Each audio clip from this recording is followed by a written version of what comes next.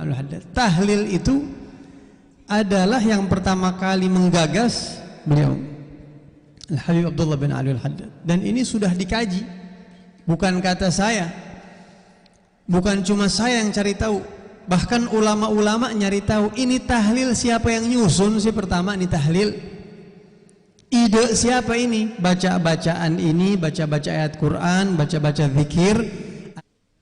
Jadi tahlil ini susunan zikir-zikir, terus setelah kita baca zikir, kita baca doa yang pahala zikir tadi kita minta sama Allah dikirimin kepada fulan fulan fulan. Allahumma ja'alhu fida'an lahu minan nar. Ya Allah, jadikanlah bacaan kami untuk almarhum fulan tebusan buat dia, jangan sampai dia masuk neraka. Hijab buat dia, jangan sampai masuk neraka, dan seterusnya. Siapa ini yang pertama kali bikin? Dikaji sama ulama. Kalau kagak salah, bahkan sampai diadain bahthul masail buat nyari tahu siapa ini yang pertama kali punya ide baca-bacaan tahlil. Subhanallah, ternyata usut punya usut, ini adalah kebiasaan Al-Habib Abdullah bin Ali Al-Haddad. Jadi semua orang Indonesia yang tahlil kudu terima kasih, kalau bahasa kasarnya mah.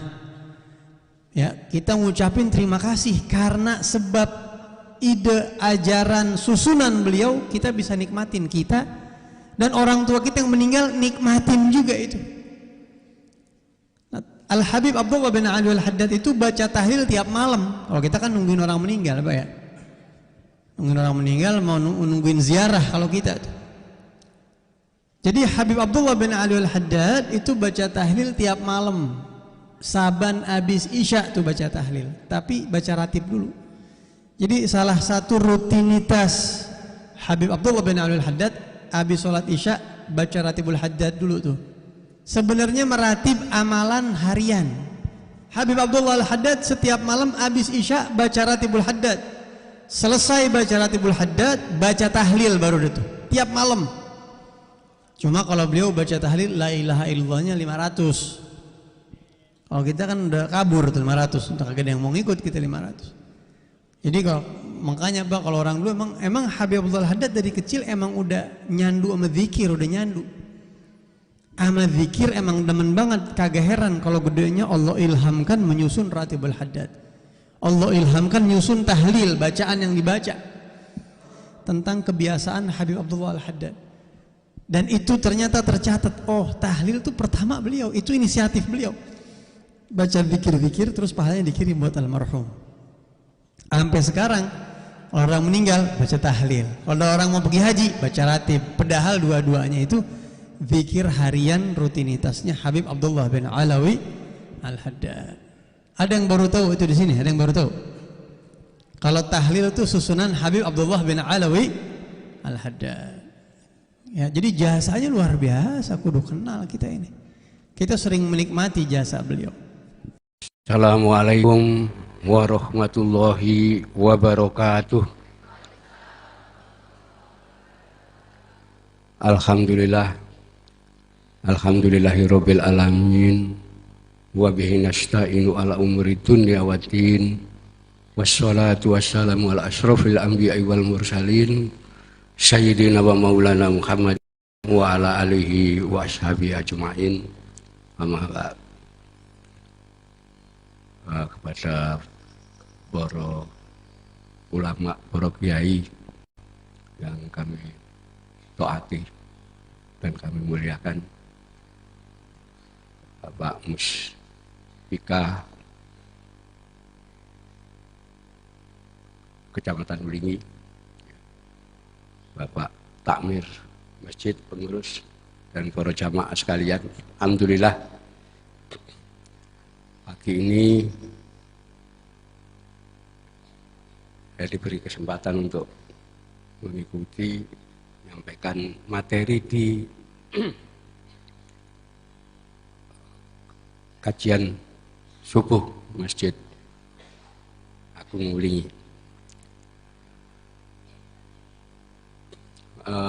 Para jamaah sekalian, kita saat ini berada di sebuah zaman perubahan besar. di mana kehidupan masyarakat Indonesia, terutama dari golongan masyarakat tradisional, itu mengalami perubahan besar karena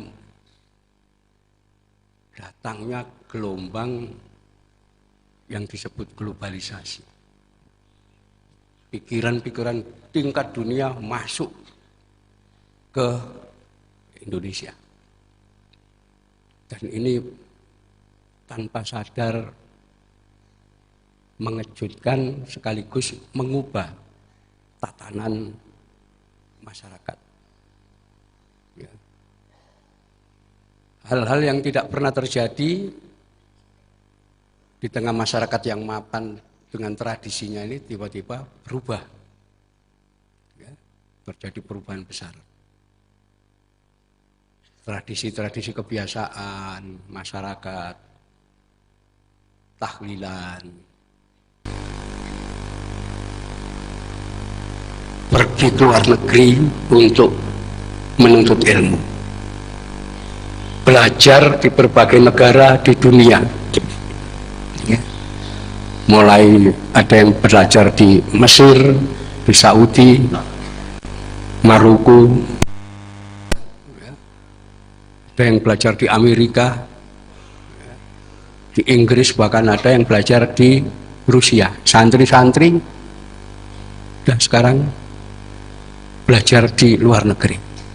Itu sebabnya sebagian di antara mereka kemudian membentuk komunitas yang namanya pengurus cabang istimewa NU Rusia, ya, pengurus cabang istimewa NU Swedia, Amerika, di mana-mana. Nah, sebagian di antara mereka kemudian mempertanyakan, tradisi ini wong NU ini dari mana asalnya? Dari mana asal-usul tahlilan?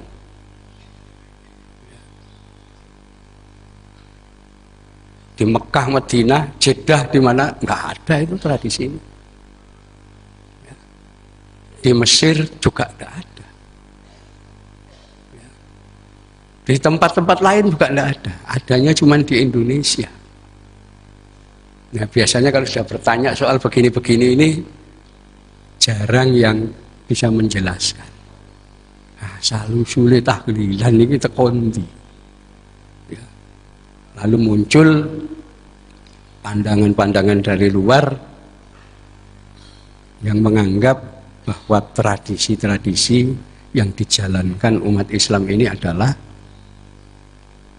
sifatnya bid'ah. Dan kemudian mereka mengambil satu hadis yang mereka ulang-ulang itu. Kullu bid'atin dhalalah wa kullu dhalalah finnar. Saben-saben bid'ah iku dhalalah, sesat. Dan saben-saben kesesatan pun neraka. Ya. Nah, ini artinya apa? Mereka gak paham. Ya. Jadi ada sebetulnya penjelasan-penjelasan itu. Jadi terutama kalau kita membuka naskah-naskah kuno yang ditulis para ulama zaman Wali Songo. Ya. Kita nanti akan mengetahui bahwa tradisi ini Wali Songo yang meletakkan. Ya. Sebelum zaman Wali Songo nggak ada tradisi selamatan, ya. Tradisi tahlilan. Ya.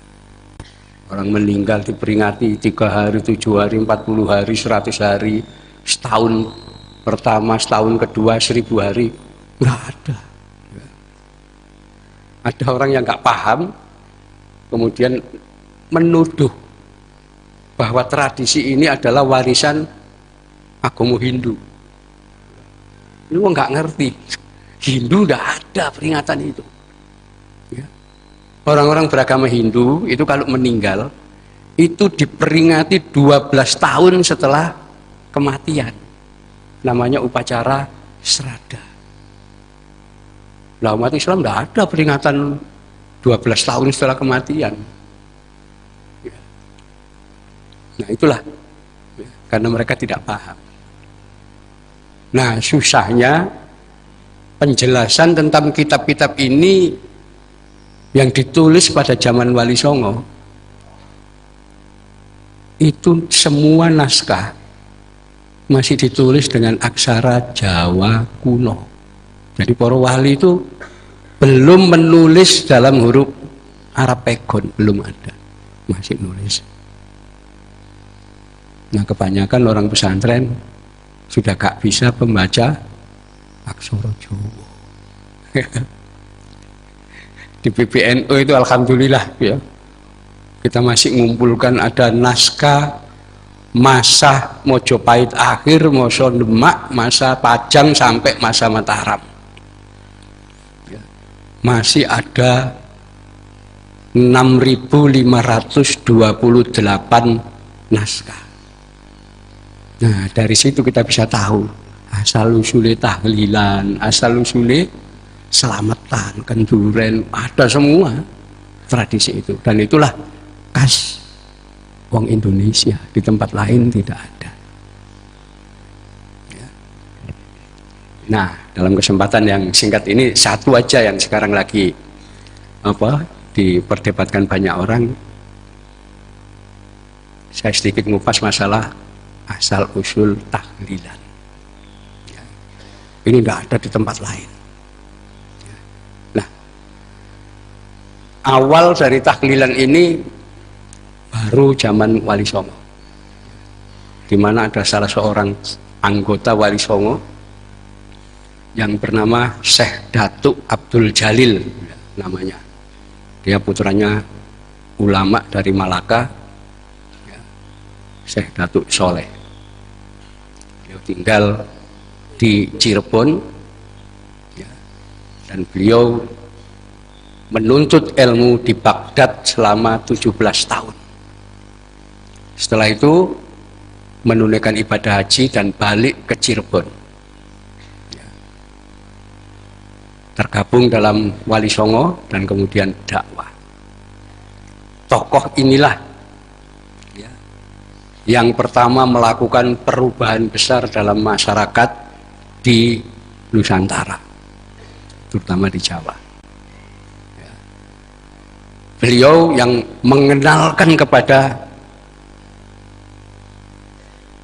penduduk di Nusantara tentang berbagai hal baru.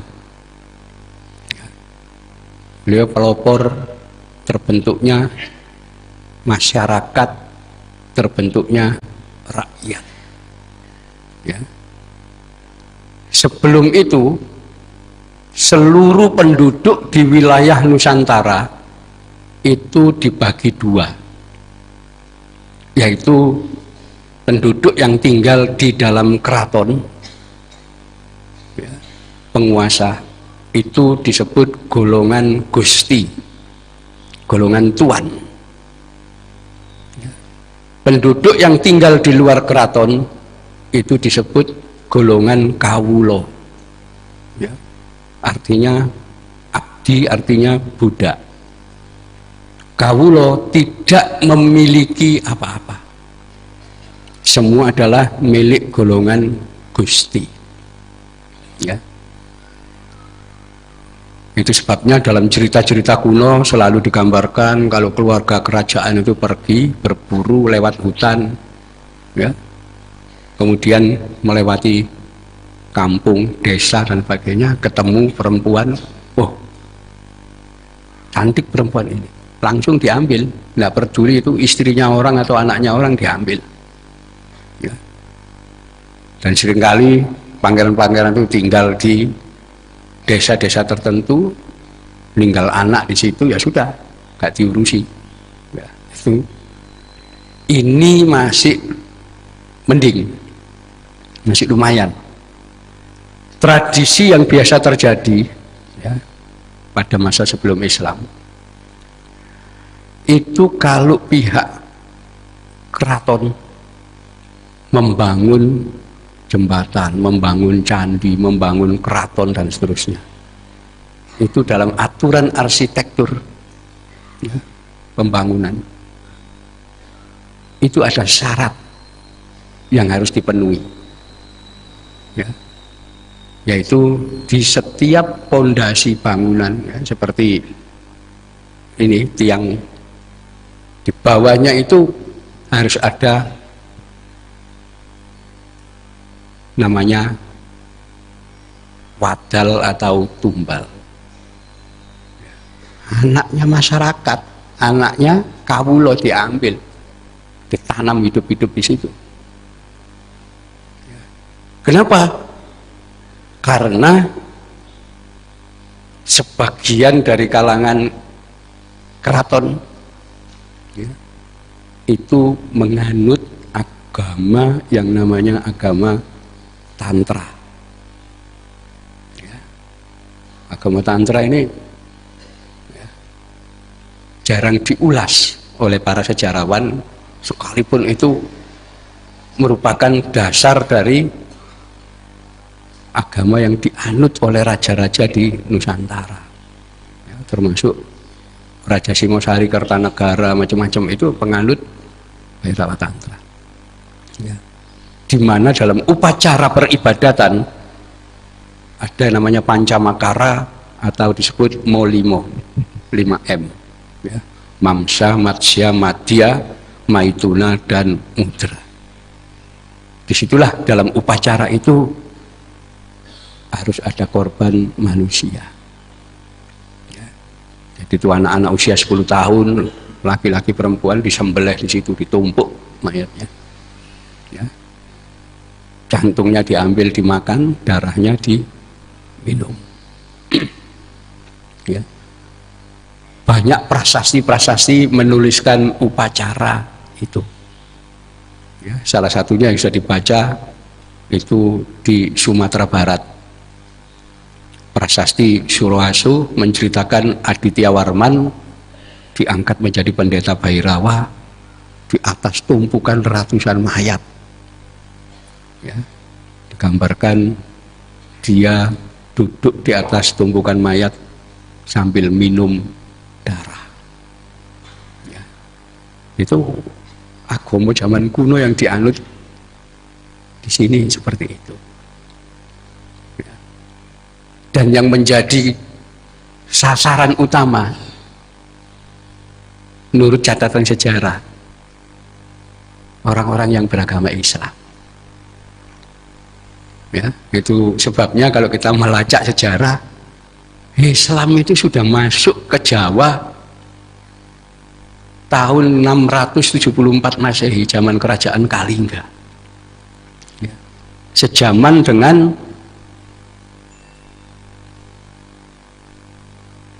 Khalifah Muawiyah yang menggantikan Khalifah Ali bin Abi Thalib. Tidak ada saudagar Islam yang datang di sini. Tapi Islam nggak berkembang. Ya.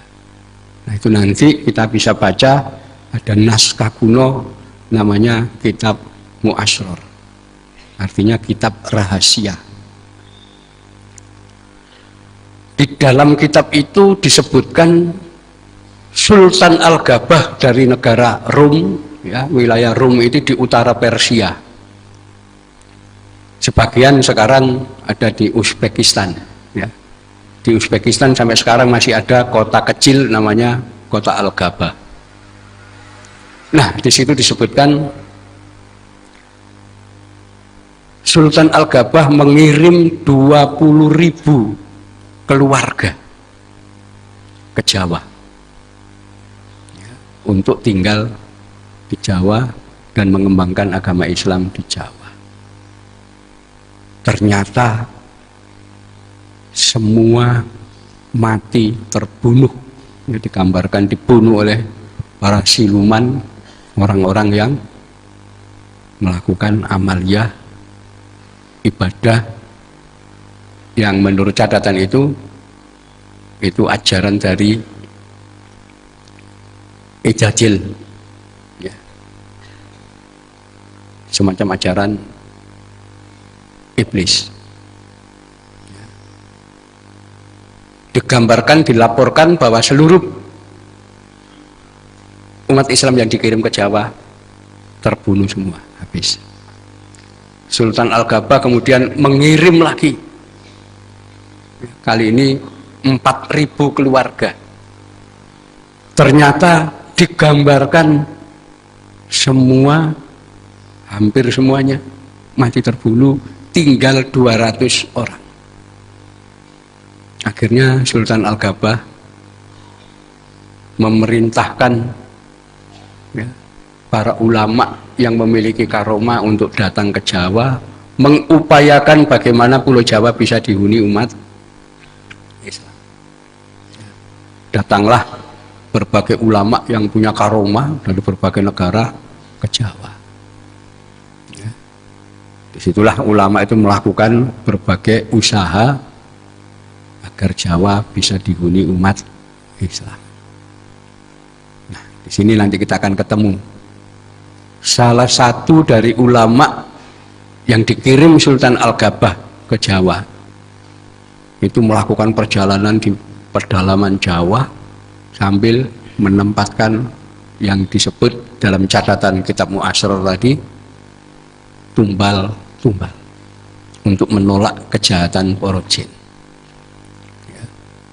Akhirnya tokoh ini bertemu dengan penguasa Jawa di atas Gunung Tidar, ya.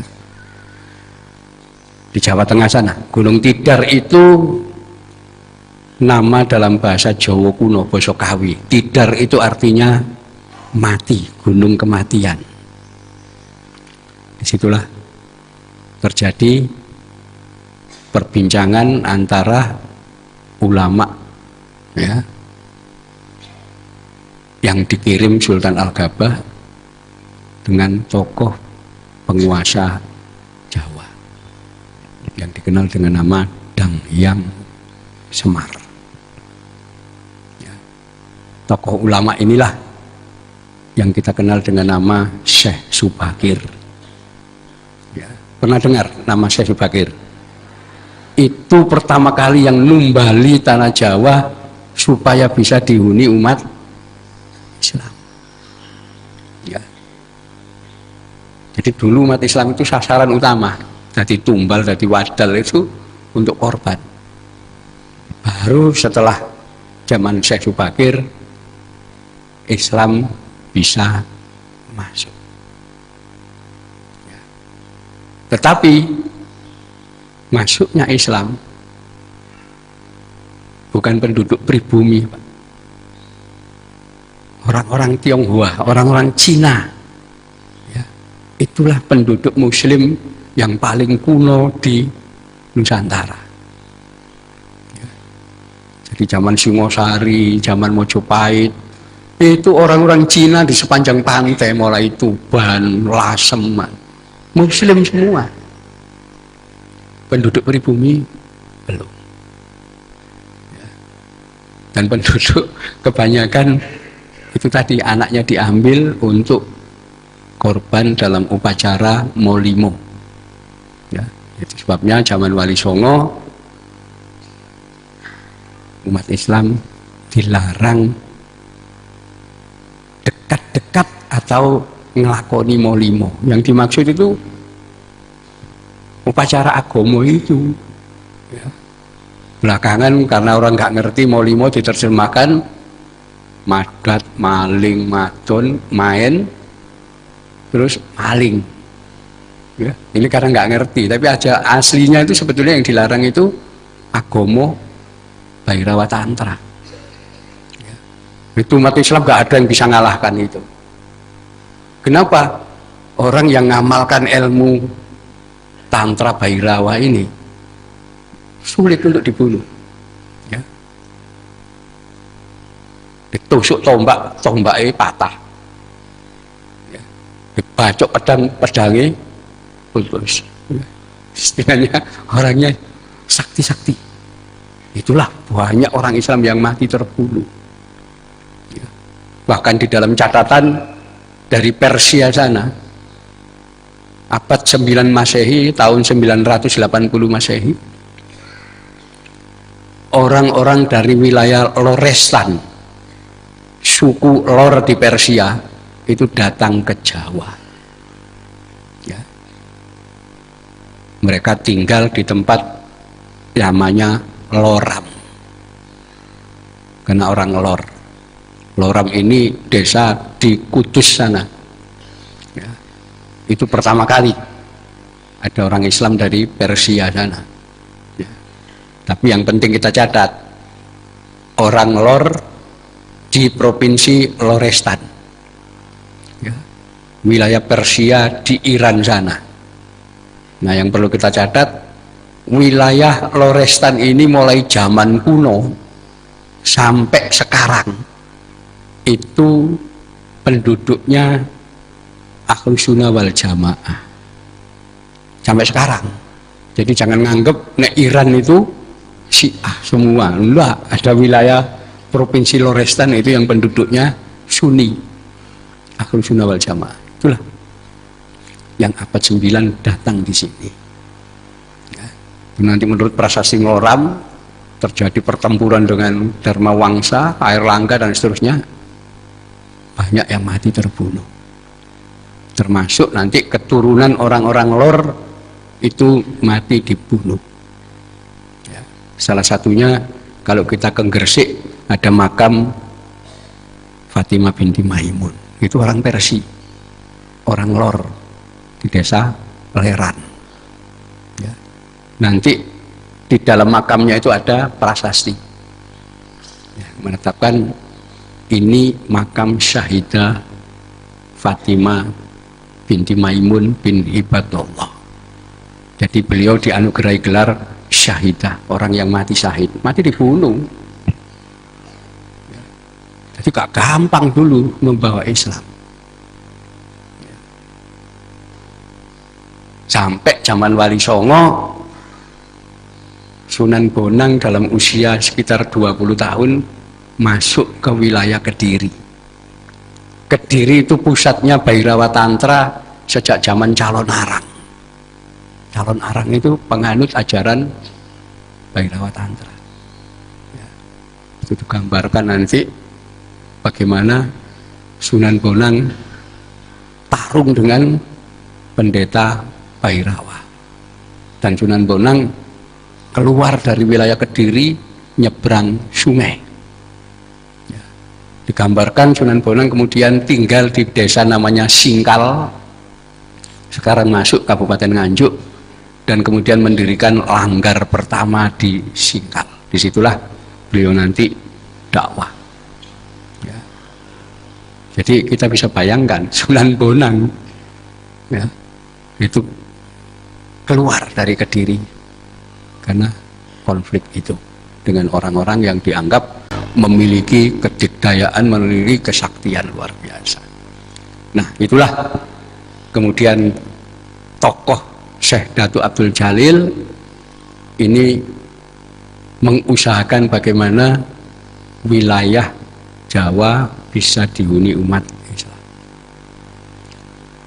Beliau pertama-tama membangun desa namanya Lemah Abang di Cirebon. Tidak satu desa, tapi banyak desa ya, di berbagai tempat, dari wilayah Banten di barat sampai wilayah timur di wilayah Blambangan, Banyuwangi. Itu ada desa Lemah Abang, Lemah Abang, Lemah Abang. Di desa Lemah Abang itulah Syekh Datuk Abdul Jalil memberikan pernyataan bahwa penduduk desa Lemah Abang itu bukan kawulo, ya, tetapi masyarakat. Ya. Kenapa masyarakat? Diambil dari bahasa Arab musyarakah, orang sederajat yang bekerja sama, ya, tinggal di wilayah itu. Apa bedanya kawulo dengan masyarakat? masyarakat punya sesuatu yang tidak dimiliki kawula. Ya. Kawula itu nggak punya apa-apa, semua milik Gusti, milik keraton. Masyarakat tidak. Ya. Mempunyai dua hal, punya hak dan milik. Ya. Agama itu hak, nggak boleh diganggu. Ya.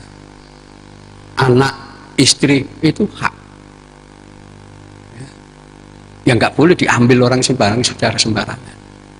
Rumah itu milik kita, hak kita, ya. Jangan diganggu. Ini yang membedakan antara orang lemah abang dengan penduduk desa yang lain. Itulah pertama kali perubahan. Nah, untuk membedakan orang-orang lemah abang dengan penduduk desa lain, antara masyarakat dengan kawula, itu Syekh Datuk Abdul Jalil mengajarkan. Ya, kalau kawula itu menggunakan kata ganti diri kulo atau kawula, artinya Buddha. Kalau masyarakat di desa Lemah Abang itu menyebut diri dengan sebutan ingsun. Zaman itu orang yang punya hak untuk mengatakan diri ingsun itu hanya raja. Di luar itu tidak ada. Ya. Itu sebabnya ketika desa Lemah Abang ini mulai banyak berkembang, pihak keraton marah. Ya. Kenapa? Orang desa ngomong ingsun itu. Ya. Itu merusak tatanan. Ya. Disitulah mulai terjadi. Ya. Kalau anaknya orang desa biasa diambil untuk wadal, untuk tumbal, mereka diam saja. Tapi ketika orang Lemah Abang anaknya akan diambil, mereka kerjasama bareng. Ayo dilawan. Kenapa? Anak itu hak kita, milik kita. Dirampas untuk dibunuh jadi wadal. Disitulah terjadi perlawanan. Perubahan-perubahan ini yang terjadi. Nah, ini kaitannya apa dengan tahlil? Nah, tahlil pertama ya, itu dilakukan penduduk desa Lemah Abang. Jadi waktu itu gak ada orang di desa lain tahlilan, belum mengenal, karena Islam belum berkembang. Tapi desa Lemah Abang pasti desa Muslim. Ya, sekalipun ada orang agama lain juga, tapi umumnya desa Muslim. Karena menggunakan istilah masyarakat. Diambil dari bahasa Arab musyarakah. Desa Lemah Abang inilah pertama kali tahlilan. Dan kita lacak, kenapa? Ya, Syekh Datuk Abdul Jalil ini mengajarkan rangkaian doa yang belakangan kita kenal dengan tahlilan. Rupanya beliau menemukan ya, riwayat hadis ya, yang ditulis Imam Ibnu Katsir di dalam kitab Bidayah wan Nihayah. Ya, beliau mensyarahi hadis Imam Bukhari, Imam Muslim. Nah, di dalam kitab Al-Bidayah wan Nihayah ternyata ada disebutkan dunia ini ketika dicipta, penghuni awal itu ada bangsa yang disebut Al-Hin dan Al-Bin. Bangsa Hin dan bangsa Bin. Itu jauh sebelum ada Nabi Adam. Ya. Bangsa ini masih sangat lemah. Ya. Lalu didatangkanlah jin untuk menjadi penghuni bumi. Ya. Itu nanti ada penjelasannya, uraiannya. Ya. Nah, para jin ya ini dengan bangsa Hin dan Bin ini selalu terlibat perang, pertumpahan darah dan seterusnya. Lalu diceritakan 1000 tahun sebelum Adam diturunkan, ya, Allah mengirim malaikat Ajajil ya, beserta para malaikat, kemudian mengusir bangsa jin dari bumi. Mereka diusir semua dan tinggal di pulau-pulau di tengah laut. Ya. Artinya bangsa jin itu diusir dari wilayah daratan untuk pergi ke wilayah pulau-pulau di tengah laut. Nah, itulah yang kemudian jadi dasar Syekh Datuk Abdul Jalil untuk berpikir, Nusantara ini pulau-pulau di tengah laut, ya, berarti bangsa jin panggonane di pulau-pulau Nusantara. Ya, itu pandangan Syekh Datuk Abdul Jalil. Dan beliau mendapati kenyataan, ya, bagaimana di wilayah Nusantara ini sering terjadi hal yang aneh. Ya. Wong kesurupan itu masal, 50 orang kesurupan bareng. Ya. 100 orang kesurupan bareng. Macam-macam. Bahkan ada yang namanya amuk. Ya. Wong ngamuk tanpa sebab. Ngamuk bunuhi orang. Ini pasti pengaruh dari bangsa jin penghuni pulau di tengah laut. Ya, jadi Indonesia itu aneh akhirnya. Ya. Wilayah yang aneh. Kenapa? Karena menurut riwayat itu pulau ini dihuni bangsa jin sebelum manusia. Ya. Nah, itu sebabnya kenapa mereka nggak suka dengan orang Islam. Ya. Disitulah Syekh Datuk Abdul Jalil ini kemudian menyusun rangkaian doa yang harus dibaca oleh semua umat Islam yang tinggal di wilayah Nusantara. Ya. Doa-doa yang dipilih, ya doa yang untuk menghindari pengaruh jahat setan dan bangsa jin. Ya. Disitulah kita temukan rangkaian pertama. Ya, ditulis sak dalile. Mulai baca surat Al-Ikhlas, Al-Falaq, kemudian An-Nas. Surat pertama Al-Baqarah, ayat kursi, itu semua untuk menghindari pengaruh setan dan bangsa jin. Ada dalilnya itu, gak ngawur. Itulah kenapa dibacakan rangkaian itu yang sampai sekarang kita kenal dengan tahlil. Ya. Itu nanti silakan dicari satu persatu rangkaian tahlil itu. Dalilnya apa? Ya. Nah, itulah pertama kali desa Lemah Abang itu dulu dikenal desa yang tidak pernah kisruh. Ya. Desa lain itu dulu sering kisruh, tawuran antar desa. Ya. Itu sering terjadi, pembunuhan dan seterusnya. Tapi desa yang dibacakan tahlil itu paling aman, paling tenang, tidak pernah mengalami gangguan apapun. Ya, jadi ini awal-awal desa Lemah Abang sebagai tempat orang mengamalkan amalia tahlil. ini tapi jadi masalah. Ya. Kenapa? Itu tadi bukan kawula tapi jadi masyarakat.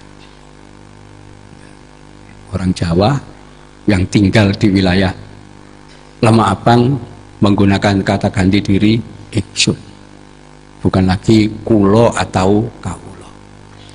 Orang Sunda ya, di Bairang Banten sama, harus menggunakan kata ganti diri ingsun, bukan abdi.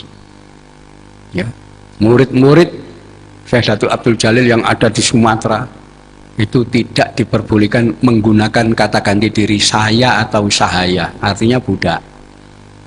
Ya, menggunakan kata ganti diri awak atau aku. Itu perubahan besar waktu itu. Inilah yang kemudian membuat orang-orang dari keraton marah, karena masyarakat menganggap dirinya sederajat dengan para gusti. Ya, itulah nanti Syekh Datuk Abdul Jalil ini ajarannya dikenal manunggaling kawula gusti. Ya, sebetulnya itu perubahan sosial. Jadi kalau ajaran torekot atau tasawuf manunggaling kawula gusti, Sunan Giri sama, Sunan Kalijogo sama, Sunan Bonang juga sama. Ya. Tetapi karena Syekh Datuk Abdul Jalil menerapkan ini untuk kehidupan masyarakat, pemerintah sing ngamuk. Ya. Ini mengganggu stabilitas. Syekh Datuk Abdul Jalil dianggap provokator. Tapi itulah ya, perubahan masyarakat Indonesia baru zaman itu. Kalau tidak ada Syekh Datuk Abdul Jalil, gak kenal istilah masyarakat orang kita, tetap jadi kawula, ya. Tidak mengenal hak dan milik seperti kita saat ini. Ya. Kita ambil contoh. Ketika pemerintah Belanda tahun 1870 melakukan penetapan undang-undang agraria, ya, masalah pertanahan. Ternyata pemerintah Belanda menemukan wilayah Forsten London, yaitu Keraton Jogja dan Surakarta, itu ternyata penduduknya tidak punya tanah, tidak punya rumah. Kenapa? Di Jogja dan Surakarta penduduk sana namanya kawulo, kulo, kawulo. Jadi tidak ada yang punya rumah, itu tidak ada, semua milik keraton. Ya, itu ada di dalam catatan Belanda. Ini wilayah paling dalam, padahal kerajaan Islam, ternyata aturannya masih aturan lama. Sementara masyarakat di Pantura sudah punya hak milik, rumah yang bisa diwariskan turun-temurun. Di Jogja dan Surakarta belum. Baru nanti tahun 1916 ada ordonansi pembagian tanah, ya, dari kerajaan kepada penduduk. Ya, itu pun bukan hak milik, ya, hak guna bangunan. Jadi revolusi dulu itu dimulai di Lemah Abang. Ya. Itulah kemudian dari pihak keraton muncul pelarangan terhadap ajaran Syekh Datuk Abdul Jalil. Karena Syekh Datuk Abdul Jalil ini yang merintis berdirinya desa-desa Lemah Abang, maka beliau juga dikenal dengan nama Syekh Lemah Abang. Ya. Dan ketika Sultan Trenggono menjadi Sultan Demak, ya, beliau marah sekali dengan Syekh Lemah Abang ini. Kenapa? Beliau mengajarkan penduduk Lemah Abang tidak boleh membayar pajak. Islam tidak pernah mengajarkan pembayaran pajak. Ya, nah ini kita bisa lihat nanti. Kenapa? Karena zaman dulu ada satu cerita meriwayatkan ketika Syekh Datuk Abdul Jalil ya, itu lewat di alun-alun Keraton Demak. Beliau menyaksikan puluhan orang membabati suket, ya, membersihkan suket di alun-alun. Ya, panas-panas, kemudian beliau dekati. Ya, ditanya dari mana asalnya, dan penduduk daerah sekitar. Ya, dan ditanya, sampean bekerja ini dibayar berapa? Orang-orang menyatakan tidak dibayar. Ya. Kenapa? Ini namanya membayar pajak, namanya grik haji.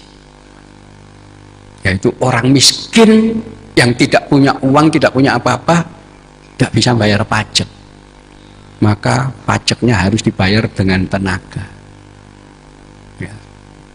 Sebulan sekali datang membabati rumput, ya, atau pajak namanya kemit, menjaga rumahnya pejabat kerajaan tanpa dibayar. Nah disitulah Selema Abang ini marah beliau. Ini orang sudah miskin, nggak punya apa-apa, masih ditarik pajak. Kalau nggak bisa bayar dengan uang, harus dengan tenaga. Nah, sehari babat suket, orang ini nggak bekerja, keluarganya di rumah makan apa? Itulah kemudian beliau membuat fatwa haram hukumnya bayar pajak yang cara menungso. Orang miskin itu harus dibantu. Islam nggak ngajar no pajak. Islam hanya ngajarkan zakat, infak, sedekah, hibah, wakaf dan seterusnya. Pajak nggak ada. Itulah kemudian Sultan Trenggono menyatakan ajaran Syekh Lemah Abang dilarang di wilayah Demak. Ya. Di tempat lain juga sama. Kerajaan Pajajaran juga menyatakan melarang ajaran Syekh Lemah Abang. Dan penduduk desa Lemah Abang kemudian diberi cap wong abangan. Ini asal usulnya abangan. Jadi dulu masyarakat Islam pertama itu di Lemah Abang. Ya. Orang pertama yang tahlilan ya di Lemah Abang. Tapi karena stigma abangan itu jelek, ya, akhirnya berubah masyarakat ini. Sampai sekarang masih ada desa Lemah Abang itu masih ada. Ya. Dan kebiasaannya, tradisinya agak beda pandangannya dengan masyarakat sekitar. Ya. Karena dulu ceritanya begitu. Ya. Kemudian ada orang Amerika, Clifford Geertz, menggambarkan abangan itu agama animisme, dinamisme. Nek santri agama Islam.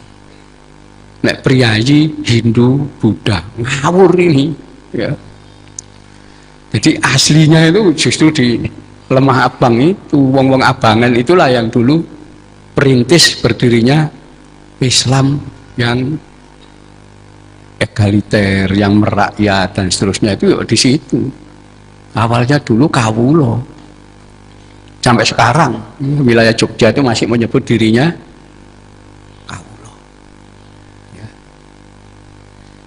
dan penduduk Jogja itu memang nggak ada tanah hak milik itu ya, sampai sekarang ya statusnya masih semacam tanah pinjaman dari keraton. Keraton sewaktu-waktu bisa ngambil tanah itu. Sementara di wilayah Pantura, area dakwanya Wali Songo, ya hak milik sudah di luar dua keraton itu. Rumah yang milik kita, hak kita milik, anak-anak milik kita. Di mana semua ini bisa diwariskan ke anak cucu. Ya.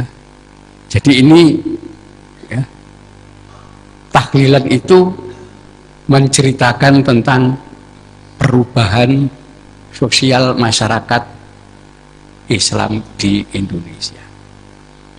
Justru itulah yang menandakan munculnya komunitas Islam yang disebut masyarakat. Itu kaitannya dengan tahlil. Habis itu desa-desa sekitar ikut ya, tahlilan semua. Dengan harapan agar terhindar dari pengaruh jahat, setan dan bongso jin. Nah, ini nanti kita akan kaitannya, ada naskah yang berisi ajaran Sunan Kalijogo, judulnya Kidung Purwojati. Ya, itu ada 48 pupuh. Pupuh pertama itu yang kita kenal dengan Ono Kidung Rumeksa ing Wengi, itu Sunan Kalijogo. Nah, di dalam naskah Kidung Purwojati, Sunan Kalijogo mencatat di tanah Jawa, mulai Blambangan sampai Banten, itu ternyata ada sekitar 197 kerajaan bangsa jin. Di naskah itu disebutkan tempat-tempat wilayah dan ratune jin sekalian, ya, termasuk Blitar, Serengat, itu ada ratune jin dewi-dewi. Berarti kitab Bidayah wan Nihayah bener. Pulau di tengah laut ini tempat hunian bangsa jin yang diusir ya, sebelum Nabi Adam datang. Dan usianya jin itu memang diriwayatkan ribuan tahun. Ya. Kalau manusia paling lama 100 tahun, jin itu bisa 5.000, 6.000 tahun umurnya. Ya. Nah itu artinya Sunan Kalijogo pun membuktikan bahwa di Jawa ini ada 197 kerajaan bangsa jin. Dan ini nanti kaitannya dengan sejarah penduduk yang tinggal di Jawa. Kenapa? Setiap kali terjadi perubahan, ada siklus, pasti ada pertumpahan darah. Ya. Kita bicara sejarah loh. Ya. Tidak ada perubahan yang tidak berhubungan dengan pertumpahan darah. Ya. Kita lihat aja. Mojopahit jatuh, ya, itu ditandai dengan kronogram tahun Jawa yang disebut sirna hilang kertaning bumi. Sirna itu hilang kertaning bumi. Kenapa? Raja Kertabumi hilang dari keraton karena apa? Terjadi kerusuhan besar, keraton dijarah massa, dibakar, pejabat-pejabat dibunuh semua, sampai Prabu Kertabumi hilang. Ya. Itu nanti kita bisa baca di naskah Pararaton, catatan itu. Setelah itu muncul kerajaan Demak. Demak pun ketika Sultan Trenggono meninggal, pecah kerusuhan, pertumpahan darah. Cucunya Raden Patah, Aryo Penangsang dengan Ratu Kalinyamat, ya, dan menantunya Sultan Trenggono, Sultan Adiwijoyo, perang, darah tumpah di mana-mana. Aryo Penangsang mati terbunuh. Ya. Bangkitlah Pajang. Pajang jatuh, perang, dan pindah ke Mataram. Ini cerita itu. Nanti Mataram runtuh juga sama. Zaman Amangkurat pertama itu jatuh. Itu sebabnya kota gede sebagai pusat pemerintahan rata dengan tanah. Ya, dicatat pembunuhan terjadi di mana-mana. Nanti diganti Mataram sampai zaman Pakubuwono. Terjadilah geger Pacinan. Keraton di Kartosuro roto dengan tanah, hancur. Ya, penduduk dibunuh dan seterusnya. Ya, sampai keraton pindah Surakarta. Perubahan ini terus terjadi sampai ketika Diponegoro mengangkat senjata karena pergantian Sultan Hamengkubuwono V. Perang 5 tahun. Ya, ini terus ya, sampai revolusi. Ya. Jepang datang, Londo pergi, itu ditandai peristiwa penggedoran dari Jakarta, Tangerang sampai Bekasi. Ya. Rumah penduduk dijarah, orang-orang Belanda dijarah, bunuh dan seterusnya. Sekitar 6.000 orang itu mati terbunuh. Setelah itu masa Jepang jatuh juga begitu, terjadi penjarahan. Ya, di Surabaya itu orang Jepang disembelih itu sampai diminum darahnya oleh bonek-bonek itu. Selalu ada peristiwa pertumpahan darah. Lalu berdirilah Republik Indonesia. Ya. Diperintah Presiden Soekarno. Begitu Presiden Soekarno jatuh, pertumpahan darah lagi. Nggak tahu orang komunis yang dibunuh itu berapa jumlahnya. Pertumpahan darah seterusnya. Sampai Orde Baru berdiri, Soeharto berdiri. Ketika terjadi pergantian, udah mulai rusuh di Situbondo, Tasikmalaya, di Lampung, di Banjar dan seterusnya. Pembakaran gereja-gereja itu sampai pecah 13 Mei 98. Berapa ribu orang mati. Terus begitu sampai diganti zaman Habibie ke Gus Dur, pecah peristiwa Maluku, Banyuwangi, guru-guru ngaji dibunuh, dituduh santet dan seterusnya. Selalu perubahan sih. Dan sepertinya sekarang akan ada terjadi pergantian kekuasaan juga. Kelihatannya itu bisa saja ya, pecah pertumpahan darah lagi. Kenapa? Ya kita lihat peristiwa terulang ini. Nah di sini ya, saya dulu sempat berpesan kepada teman-teman ya dari anak-anak Ansor Les Bumi, kalau terjadi sesuatu ya, silakan dibaca tahlil kubro, tapi dengan niat, bukan ngirim doa ke orang yang sudah meninggal, tapi niat awal. Tahlil dibacakan untuk menghindari pengaruh jahat setan dan bongso jin yang ada di pulau-pulau Nusantara. Ya. Dan misalnya teman-teman di Ternate itu pernah mempraktekkan itu. Ketika Gunung Gamalama itu sudah mau erupsi, teman-teman mengadakan tahlil di masjid-masjid dengan niat utama pembacaan tahlil itu untuk menghindari pengaruh jahat bangsa jin. Itu pelan-pelan gak jadi meletus gunung itu.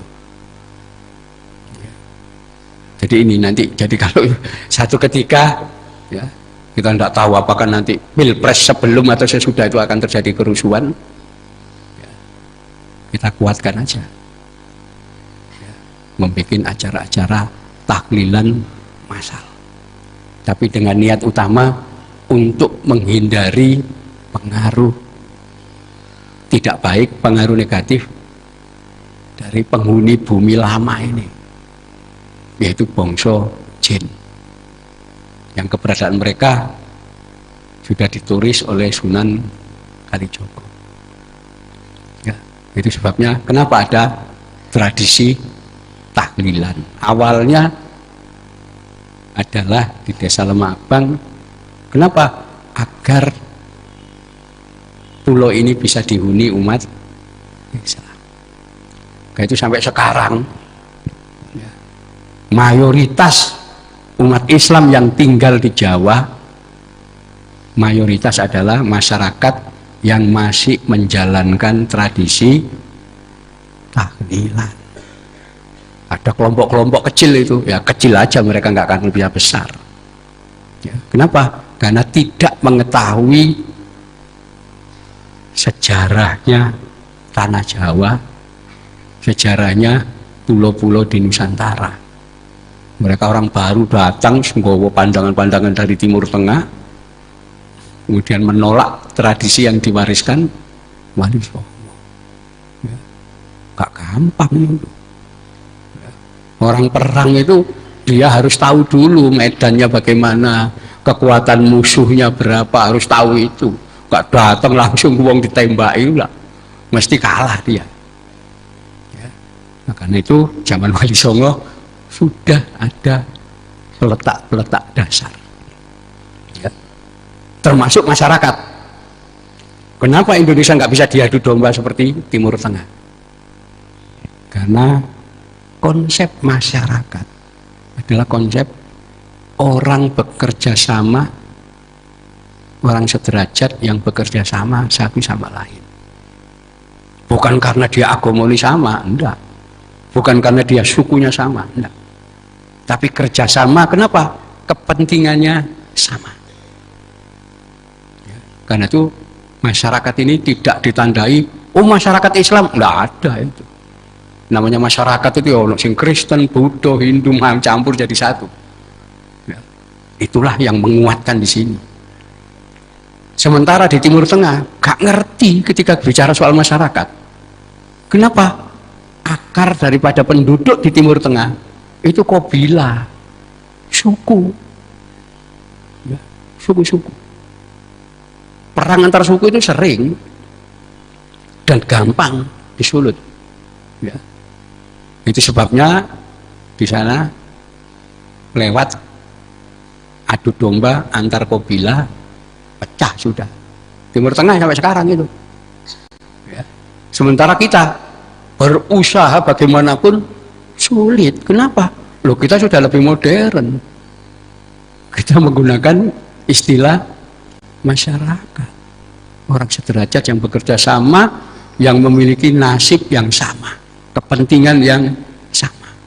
Tanpa melihat latar suku, tanpa melihat latar bangsa, tanpa melihat latar agama. Ayo. Ya. Inilah yang kemudian oleh Bung Karno dulu disebut Bhinneka Tunggal Ika, kita masyarakat yang majemuk. Kata-kata masyarakat dari bahasa Arab tapi tidak dikenal di Timur Tengah, justru dipraktekkan di sini. Ya. Itu sebabnya di Indonesia ini sudah akar daripada kemasyarakatan itu sangat kuat. Ya. Sejak zaman Wali Songo. Jadi NU itu baru 1926 organisasi jamaah, tapi amaliyah ya sudah sejak zaman Wali Songo. Itu sebabnya sampai sekarang sulit, ya. Mau dibongkar, mau diadu domba, mau dipecah-pecah sulit. Kenapa? Ada akar tradisi budaya yang dipegang kuat oleh kita. Dan sejarah membuktikan bangsa yang tidak punya tradisi budaya hilang. Ya, dia hilang dari permukaan. Contoh paling dasar, Spanyol itu dulu wilayah kekuasaan Islam. Ya. Abdurrahman Ad-Dakhil dari dinasti Umayyah datang ke sana mendirikan kerajaan di sana. Ya. Tetapi di Spanyol tidak pernah ada tradisi budaya Islam Spanyol. Ya. Nggak ada di sana. Orang Islam ya cukup sholat, puasa, zakat, sodako. Haji, umroh, ya cukup. Nggak ada tradisi lain. Begitu 700 tahun berkuasa di sana, jatuh ya, oleh kekuasaan Spanyol di bawah Ratu Isabella, hilang, nggak ada jejaknya di sana. Ya. Kecuali tinggal Istana Alhambra itu yang jadi gereja kemudian. Itu aja. Jejak tradisinya tidak ada. Di Spanyol seolah-olah tidak pernah ada kekuasaan Islam. Yang kedua, itu menyangkut bangsa Kurdi. Bangsa Kurdi ini dulu tinggal di wilayah namanya Kurdistan. Ya, kesultanan yang sangat besar, terutama ketika di bawah Sultan Salahuddin Al-Ayyubi. Ya, sampai menguasai Yerusalem. Tapi bangsa Kurdi ini tidak punya tradisi budaya. Ya. Orang-orang Kurdi yang mengamalkan ajaran Islam, ya apa yang dijalankan, tidak punya. Ketika Salahuddin Al-Ayyubi jatuh, meninggal, tidak ada penerusnya, tiba-tiba bangsa Kurdistan ini hilang. Wilayah yang dinamakan Kurdistan itu juga hilang. Sekarang orang-orang Kurdi hanya jadi suku-suku kecil yang tinggal di wilayah Irak, Iran, Suriah, dan Turki. Dulu wilayah Kurdistan, tapi mereka hilang sekarang, tinggal jadi suku kecil, ya, minoritas. Ya. Bahkan di Turki dipersekusi, wong Kurdi tidak boleh bicara dalam bahasa Kurdi. Ya. Kalau suku Kurdi bicara dalam bahasa Kurdi, ditangkap polisi dan kemudian diadili di penjara. Ini nasib bangsa. Termasuk wilayah utara Indonesia. Itu ada kerajaan Mindanao, kerajaan Sulu, kerajaan Zamboanga. 100% kerajaan Muslim. Tapi tidak punya tradisi budaya Islam Mindanao, budaya tradisi Islam Sulu, Zamboanga. Tidak ada.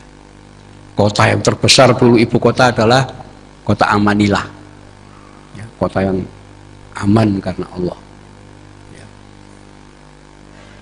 Nah, karena tidak punya tradisi, tidak punya budaya. Ketika ditaklukkan Spanyol dan dibawa kekuasaan Spanyol sekitar 50 tahun. 96% penduduknya pindah agama Katolik. Hanya tinggal 4% di Mindanao. Ya. Di mana negara itu kita kenal dengan negara Filipina. Itu faktanya. Sementara Islam warisan Wali Songo di Indonesia, tradisi budayanya luar biasa. Ya, mulai tahlilan, selamatan dan seterusnya itu akar. Dijajah Belanda itu 300 tahun lebih, gak berubah. Ketika kita merdeka, umat Islam masih 95%. Sekarang masih tinggal 85%. Ya, dan itu terus akan naik lagi jumlahnya. Gak hilang, kenapa? Ada ciri budaya. Ya.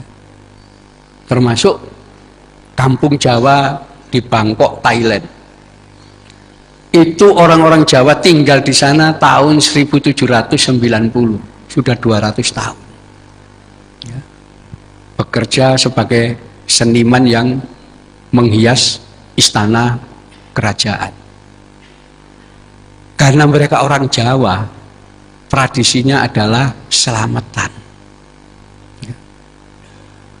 Selama hampir 200 tahun, mereka itu selamatan tok. Gak mengenal itu. Ya, tradisi yang lain. Tapi agama mereka tetap Islam. Ya. Sampai sekarang. Ya. Tapi sekarang sudah mulai modern. Orang-orang di kampung itu sholat, sudah baca Quran, sudah dulu tinggal selamatan aja. Ya, tapi belakangan mulai terjadi perubahan. Artinya tradisi itu mampu menjaga identitas keislaman. Ya, nanti di Amerika sama. Ada di Amerika Tengah itu negara namanya Suriname. Ya, itu penduduknya juga selamatan. Ya. Kenapa? Tradisi Jawa. Kenapa? Mayoritas orang Jawa. Ya. Tetapi di Suriname itu aneh. Karena letaknya di Amerika Tengah, harusnya masjid itu menghadap ke timur. Tapi karena di Jawa, semua masjid menghadap ke barat, maka kiblatnya semua di barat. Ketika anak-anak muda di sana bikin masjid ke timur, itu gegeran dengan orang. Nggak bisa. Kenapa? Di Jawa itu masjid ngadep ngulon. Padahal di sana harusnya menghadap ke timur, ke arah kiblat. Ya, di sini. Jadi banyak tradisi-tradisi orang Jawa di Sri Lanka, di Afrika Selatan, itu masih tetap selamatan. Ya, dan itu menjaga identitas keislaman mereka. Saya kira itu ya yang bisa saya sampaikan. Jadi tahlil itu bukan bid'ah, bukan. Ya, tapi punya dasar-dasar hukum. Dan itu menjadi sejarah tumbuhnya masyarakat Islam pertama di Jawa dan kemudian berkembang di Sumatera dan tempat-tempat lain. Ya, kan itu selama masih ada tahlilan, insya Allah ya tempat itu akan aman, tentram, damai. Mudah-mudahan kita dilindungi Allah Subhanahu Wa Taala untuk tetap memelihara tradisi luhur warisan ya, para leluhur kita yang baik, ya, yang kita amalia jalankan ini. Monggo kita berdoa. Mudah-mudahan kita selalu diberi rahmat oleh Allah bahwa Indonesia tetap menjadi tempat bagi umat Islam yang mewarisi tradisi luhur, yaitu umat Islam yang penuh toleransi, umat Islam yang damai, umat Islam yang moderat, yang hidup serba penuh kesyukuran. Ya, sedikit saya kan, kenapa? Kita harus bersyukur tinggal di negara Indonesia dan kita harus bersyukur menjadi bangsa Indonesia. Kenapa? Wilayah Indonesia ini adalah wilayah berlimpah makanan, wilayah paling subur, wilayah paling kaya sak dunia. Jadi kalau kita membuka peta mineral, ya saya baru membuka kemarin, satu-satunya negara yang negerinya itu mengandung emas, nikel, timah, uranium, baja, besi, cuma Indonesia. Tempat lain itu cuma ada minyak, ya, nggak ada emas. Di sini ada permata macam-macam, itu ada semua. Ya, saking makmurnya Indonesia sampai boso daerah Jawa, Bali, Sunda, Sumatera tidak kenal istilah miskin. Nggak ada. Miskin itu bahasa Arab masuk. Kata-kata fakir bahasa Arab juga. Nanti kata-kata mudarat menjadi mudarat, dibaca melarat juga dari bahasa Arab serapannya. Bahasa Jawa asli nggak kenal, nggak ada istilah itu. Kenapa? Oh, kita bangsa yang berlimpah makanan, ya. Nanti mudah-mudahan di waktu yang lain kita bisa membahas soal ini, ya. Tapi yang jelas kita harus bersyukur tinggal di wilayah yang kaya raya ini, yang jadi rebutan bangsa-bangsa di dunia. Ingat, Allah mengingatkan, la in syakartum la azidannakum. Sapa sing syukur bakal ditambah-tambah kenikmatan syukur. Tapi kita jangan mengikuti pandangan orang, tidak bersyukur, ngomel lah, wah kita masyarakat miskin. Nggak ada. Ya. Kita makmur. Sejarah Indonesia tidak pernah ada Indonesia ini kelaparan, nggak pernah ada. Mulai zaman kuno sampai sekarang. Ya.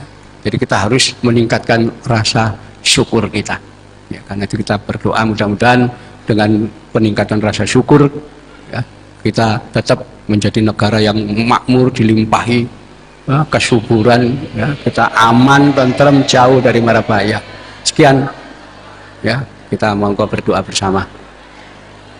Allahumma sholli wa sallim ala sayyidina wa maulana Muhammadin wa alihi wa sahbihi wa sallim. Alhamdulillahirabbil alamin.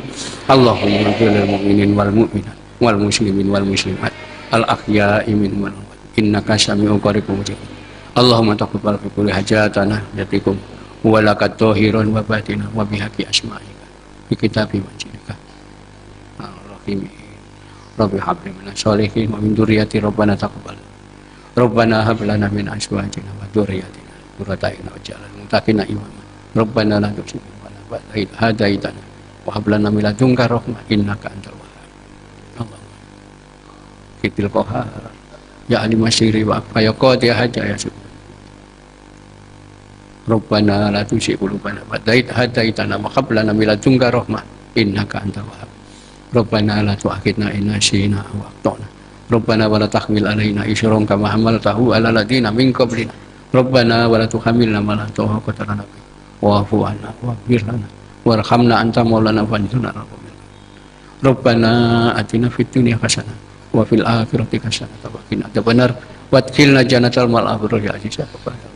Wassallallahu ala sayyidina Muhammadin wa alihi wasallam. Walhamdulillahirabbil alamin. Liridho ila wa bisabati Rasulullah sallallahu alaihi wasallam. Al-Fatihah. A'udzu billahi minasy syaithanir rajim. Bismillahirrahmanirrahim. Iyyaka na'budu wa iyyaka nasta'in. Shiratal ladzina an'amta 'alaihim ghairil maghdubi 'alaihim waladdallin. Assalamualaikum warahmatullahi wabarakatuh.